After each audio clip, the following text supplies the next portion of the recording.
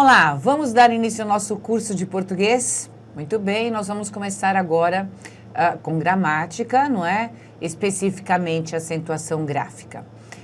Quais são os acentos que nós estudamos em acentuação gráfica de fato? Olha, a gente vai comentar o trema, porque o acordo ortográfico eliminou o trema, mas trouxe outras considerações importantes que nós temos de fazer, tá? Em seguida, nós vamos falar do acento agudo e do acento circunflexo.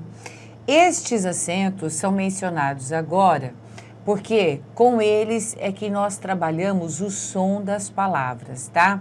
São esses três acentos que nos remetem a esse aspecto das palavras em língua portuguesa. Então, observe. Falando no trema, não é? Como nós dissemos, vamos começar por ele. O que aconteceu? Ele realmente não vai ser mais empregado. Então, antes nós dizíamos sequestro e porque esse U é pronunciado, né? Nós não falamos sequestro, nós dizemos sequestro, nós colocávamos o trema, certo? Muito bem. Agora, nós continuamos a falar sequestro, mas a gente não indica mais o som do U com o trema. Em outras palavras, ou a gente sabe ou a gente não sabe o som da palavra, não é mesmo? Claro, o trema vai continuar a ser empregado nas palavras estrangeiras e em suas derivadas, certo? Porque, afinal de contas, não são português, não é mesmo? Então, a gente tem lá Miller, milleriano, porque são palavras que não fazem parte da língua portuguesa. Agora, vamos comentar aqui o verbo arguir e o verbo redarguir. Por quê? Porque estes verbos antes tinham o trema, não é? Como o trema agora não vai ser mais empregado, o que mais aconteceu? Seguinte, vamos pegar o verbo arguir como exemplo, né? Como ele tinha o trema para marcar que esse U era pronunciado e átono, ou seja, o som dele é emitido, mas ele tem o som fraco, né? Vamos lembrar que som átono é o som fraco e o som tônico é o som forte, ok? Então, é como eu disse, esse U era pronunciado e átono, né? Então, ele recebia o trema, certo? E acontece que na conjugação, por exemplo, desta pessoa aqui, ó, da terceira pessoa que é o ele, não é? Nós dizemos ele argue. E aí, observe, ele argue faz com que esse U seja pronunciado com o som forte. Então, como é que nós diferenciávamos o som fraco desse U, por exemplo, em arguir, não é? Deste som forte nesta forma do verbo arguir, que é ele argue. Bom, nós fazíamos isso aqui, certo? Nós colocávamos o acento agudo. Acontece que, como o trema não é mais usado para indicar que o U é pronunciado de som fraco, então nós também não colocamos mais o acento agudo para indicar que o U é pronunciado com o som forte. Então, agora nós simplesmente temos de saber que arguir, não é? Faz com que o U tenha som fraco, mas na forma ele argue, o U tem o som forte, não é? Então, observe que para você fazer uma prova, isso acaba sendo pouco importante, concorda? Porque, afinal de contas, em prova escrita, a gente não fala, não é? Entretanto, você tem de saber que realmente o acento não é mais para ser usado nesta forma, não é? Então, se ele aparece numa questão com o acento agudo, agora você já está avisado que esta forma é ultrapassada, não é? Ela não é mais correta. Tudo bem?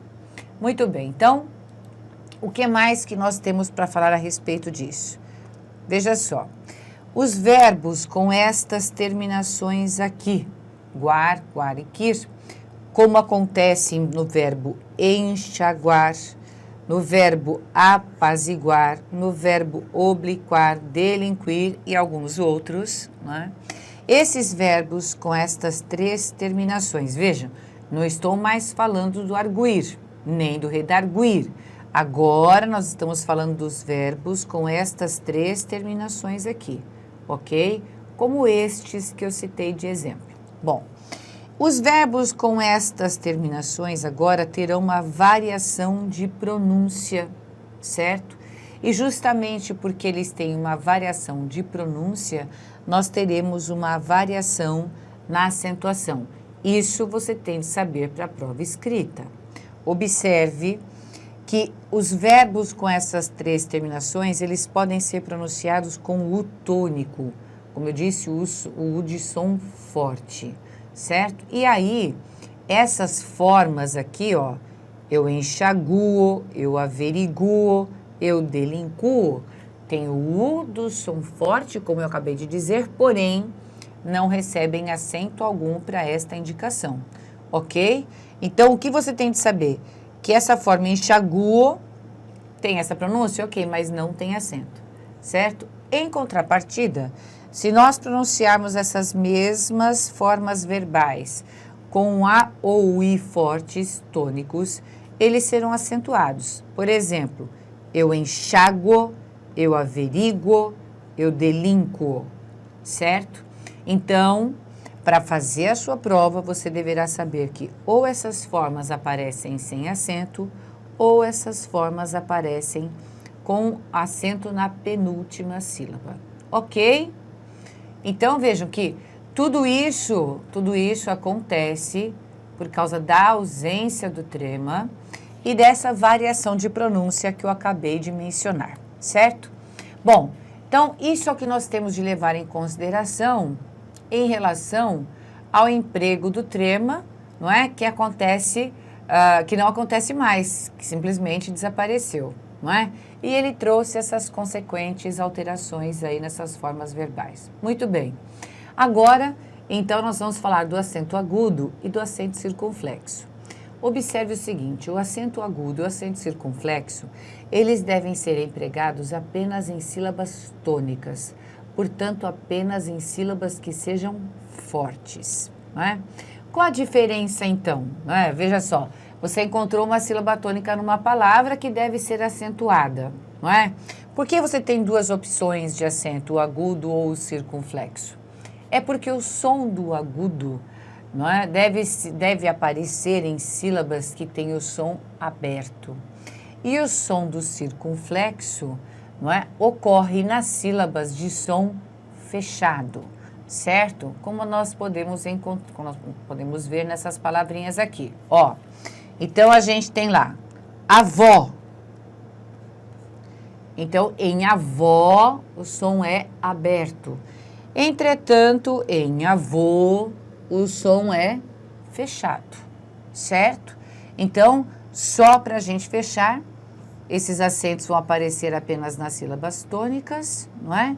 Som aberto, que é o som feminino, é agudo. Som fechado, que é o som masculino, o circunflexo. Tudo bem?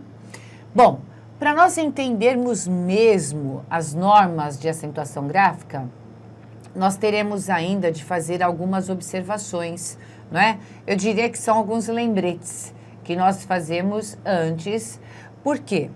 Porque não adianta a gente memorizar as regras, as normas de acentuação gráfica, se nós não soubermos, por exemplo, reconhecer sílaba tônica.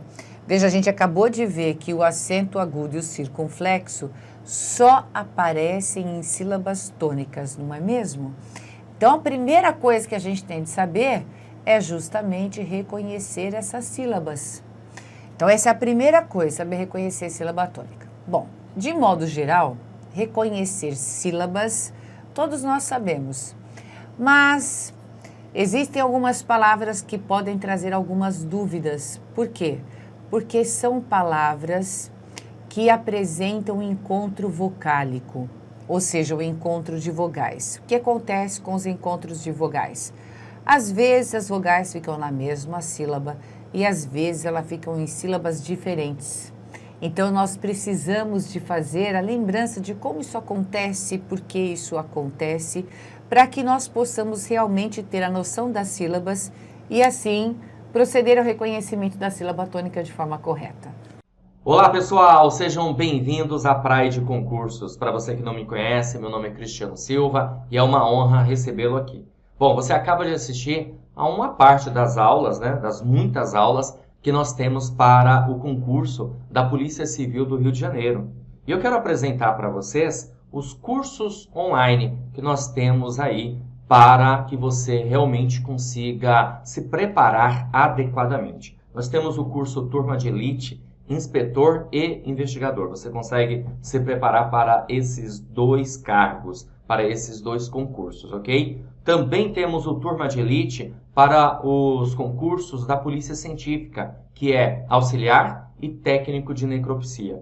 E você também pode adquirir o nosso curso Turma de Elite Total, onde você terá todo o conteúdo programático, todas as matérias necessárias para os 4 cargos que você vê aqui na tela, tá certo? Quero também informar a respeito da metodologia. O nosso curso, ele é direto ao ponto. Você vai ter curso online 100% online. Você pode assistir as aulas quantas vezes quiser. Pode assistir onde quiser. Pode ser pelo notebook, pode ser pelo celular, PC.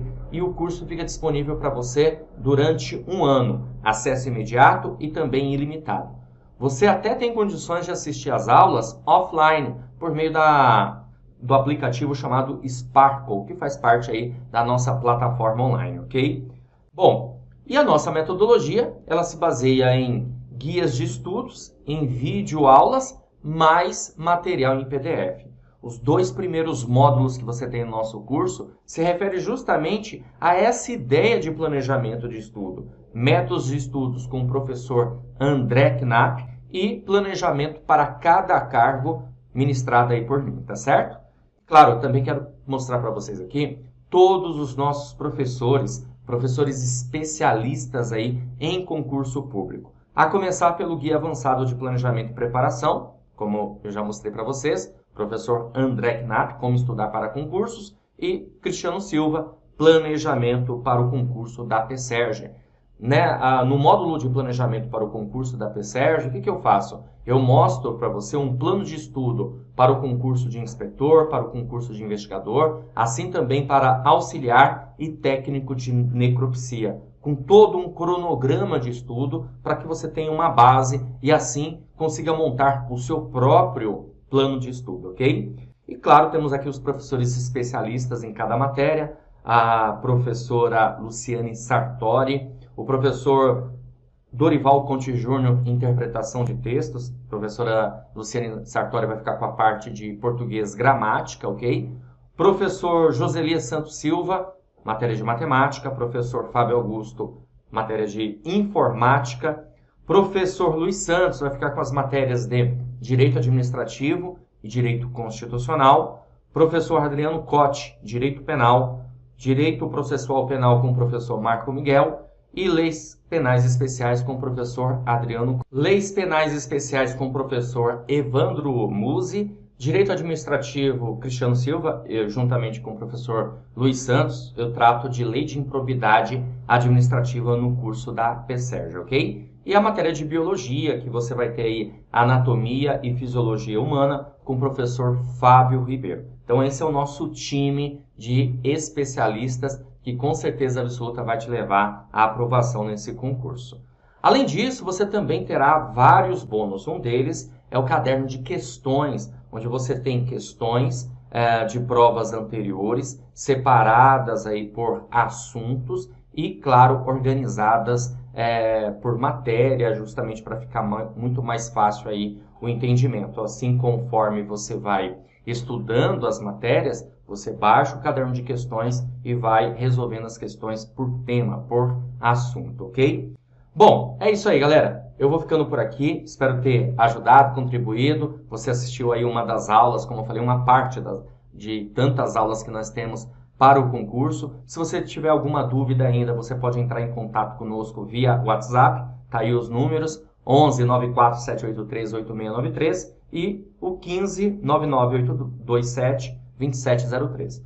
O WhatsApp 94783 8693, você vai falar diretamente comigo, ok? E claro, queira adquirir o curso preparatório, você vai fazer o seguinte, você vai clicar no link abaixo do vídeo, na barra de descrição ou na barra de comentários, você será redirecionado para a página do curso preparatório. Lá vai ter todas as informações possíveis, necessárias, para que você entenda melhor, cada vez melhor, né, a nossa metodologia, tá certo? Um grande abraço para vocês e até a próxima oportunidade. Valeu!